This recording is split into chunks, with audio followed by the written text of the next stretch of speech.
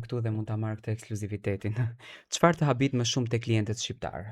Kompleksitetet e tyre, mania për një perfeksion që e tham që parë, apo trendet e rrjeteve sociale? Po kjo e fundit ta mban më shumë, domethënë.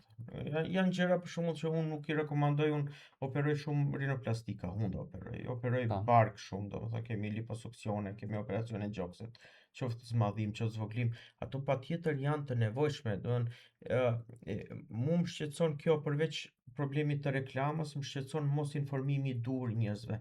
Në media shpesh edhe në showbiz shpesh u jepet një karakter që nuk e ka kirurgjia plastike. Në ç'kuptimi thua? Për dy gjëra, kirurgjia plastike është shumë e nevojshme në rastet kur ka indikacion, kur ka nevojë.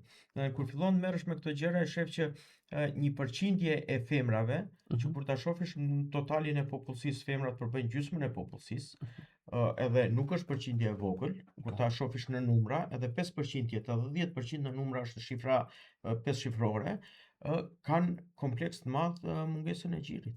Edhe ajo mungesa e gjoksit është një mungesë vetbesimi, qoftë në jetën e përditshme, qoftë në raport me partnerin, qoftë me shoqërinë, mos zhvillimi i gjoksit është një kompleks, një traumë e madhe për një person, sepse i mungon, nuk i zhvillohet një organ i cili normalisht ajo gjini e ka. Edhe zmadhimi i gjoksit është një rezultat që arritet shumë mirë me proteza dhe shumë lehtë. Teknikisht është Sa shumë mirë. zgjatën si operacion? Po varet nga rasti, mund të shkojë, domethënë 1 orë e gjysmë, Nuk varet që nga nga rasti. operacioni i rënd. Jo. Po teknikisht është shumë i lehtë, sidomos tek femrat që nuk kanë pas gjithëdhënie, nuk kanë lëvarje të gjirit. Është shumë lehtë sepse tek femrat që kanë lëvarje të gjirit, simetria është më vështirë të arrihet. Tek ato femrat e reja është operacion shumë i lehtë sepse proteza në vetvete përbën zmadhim të gjirit. Nuk ka ndonjë shkencë që të bëhe kirurgu aty në imagji të bëhe, siç mendon populli. Teknikisht operacioni i gjirit, i protezave të gjirit është shumë i thjeshtë, por kompleksi që ajo shkakton është shumë i madh.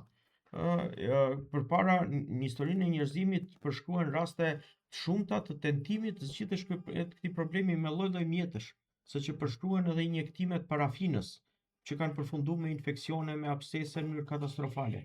Por një femër që zgjidh këtë kompleks është e kënaqur gjithë tjetër për atë problem.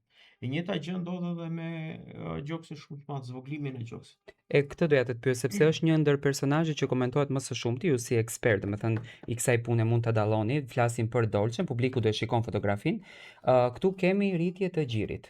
Okay. Është operacion kjo i bërë, sepse njeriu normalisht nuk mund të ketë një femër një gjë të këtillë. Tani, kjo vajzë ka bërë ndërhyrje edhe në fytyrë dhe buzë dhe sy të tërhequr dhe domethënë si i thon tani se unë nuk i di këto pjesët. Ndikon kjo vajzë duke gjithmonë e lumtur, gjithmonë happy, dhe në shumicën e rasteve që po e dëgjoj nëpër intervistat e saj apo nëpër daljet thotë unë e kam arritur qëllimin tim. Ndikon për te femrat që në pleqërinë e tyre kur të shkojnë 40 vjeç, 50 vjeç, në atë moshën, mos sa themi pleqëri, po në atë rrugën drejt pleqërisë, që të jenë gjithmonë të lumtura. Çështja e lumturisë është çështje individuale. Dikush është i lumtur në shtëpi aty me fëmijët e vet pa bërë asgjë, është i lumtur. Jo, flasim tek femra që s'kan krijuar familje. Këto janë femra personazhe publik. Jo, çështja edhe në lumturia është çështje relative. Ka njerëz që vujnë të tregojnë se janë të lumtur në publik, ndërsa brenda në botën e tyre vuajnë. Unë nuk e di rastin konkret, domethënë shpresoj që të jetë e lumtur.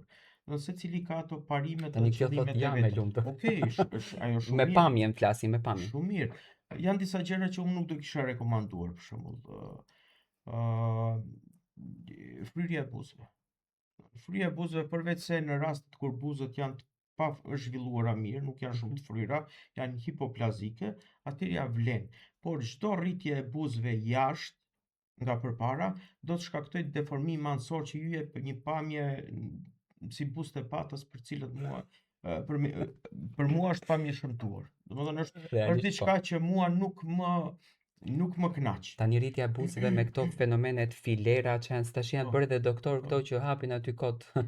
Hapin aty një shitore dhe thotë hajde. Aty është problemi, se është një sferë komplet e parregulluar, është kaotike, s'ka kurfar rregulli edhe secili bën si doj vetë. Domethënë flet për këto me filera që i bëjnë. Patjetër, me botox. Po, jo botox. Botoxi është tjetër gjë. Botoxi është pjesë ekstrakt i shkaktarit botulinizmit, një bacili, një bakteri shumë të rrezikshme që shkakton paralizë të muskulaturës. Botulinizmi është sëmundje vdekëmëngjeprurse sepse i paralizon muskujt edhe të gëlltitjes, traktit tretës, tjera botulinizmi. Prej Okej. kësaj bakterie nxirret një ekstrakt, një sasi e vogël, i cila ka aftësi t'i paralizoj muskujt lokalisht. Botoksi, i Botoksi. njohur. Botoks i njohur, edhe ideja është këtu që rrudhat janë pasojë e të kurris të muskulit nën lëkurë. Duke paralizuar muskulin nën lëkurë është dukan rrudhat. Por ky është efekti përkohshëm, 3 deri në 4 muaj. Po. Fillerat janë acid hyalurinik. Acidi hyalurinik është përbërës normal i trupit tonë. Dhe ai është marrë si ekstrakt edhe përdoret për mbushje të caktuara, duke përfshirë edhe buzët. Ka edhe ndërhyrje tjera, për shembull këto Foxy Eyes, do të tërheqja e kandeve të syve lart, do të janë disa gjëra që duhet parë shumë me rezervë ose përmendet punën e pleqërisë. Po ka tashti kritika të mëdha se kjo që do në chubby chick, do në faqet me vërim, Po. që hiqet dhjam nga brenda edhe krijohet një lloj vërime që ju jep një lloj pamje simpatike, mendojnë femrat të tillë. Ajo mendohet që në moshat më të mëdha ka reperkusion në pamjen e faqes, domethënë. Ka pasojë edhe ka kirurgë të tjerë që nuk e rekomandojnë fort. Unë shpesh pas raste kam bërë për shembull ngritje të buzës me operacion, duke bërë një prerje nën Por hund. jo me botokse, kështu Jo me gjërash. botokse. Operacioni si bëhet i buzës? Bëhet një prerje nën hund. Edhe hiqet një trashësi e vogël e buzës, edhe duke ngritur lëkurën, e ngren edhe buzën. Por këtë jo, kam thënë pacientëve që të mendojnë mirë para se ta vendosin, sepse pastaj kthim mbrapa nuk ka. Domethënë nuk ka po m'pëlqen, s'po m'pëlqen. Shumicës ju pëlqen, tjerëve u pëlqen, unë kam bërë edhe të huj, për shembull një spital privat vinin disa italianë që e kërkonin atë. Është diçka që do ta ketë atë efektin e vet edhe ti s'u ne kthesh mbrapa, ndërkohë që me botoks edhe fillera ato ka një kohë zgjatje të veprimit edhe të rriqen. Tani, dua të flas do më bësh një krahasim mes se më para se të futemi në studio, më the që ke patur fatin që t'ju bësh ndërhyrje edhe politikan të njohur, futbollistë të njohur, personazhe publik, ne me patjetër që do të respektojmë etikën, nuk do të përmendim emra, por thjesht fakti dua të kuptoj sa janë personazhet publik të Maqedonisë, të Kosovës dhe të Shqipërisë brenda vetes së tyre sa duan që të përjetojnë operacione të këtilla, do të thënë sa janë gati për të ngjitur në skenë, sepse unë e di që skena të do pak më ndryshe se nga përditshmëria. Do të thënë të do pa bark, siç jam unë. Është temë gjerë, është fakt ajo një politikane zyrtare qeveris kur ka ardhur, ka kërkuar një lloj operacione dhe më ka thënë këto që dukem e lodhur në daljet publike. Edhe është qetësuese, domethënë edhe kur ka indikacion, ka nevojë, është problem që zgjidhet dhe me të vërtet është diçka mirë që kërkohet. Ose për shembull kam operu një varg sportistësh, sidomos futbollistë.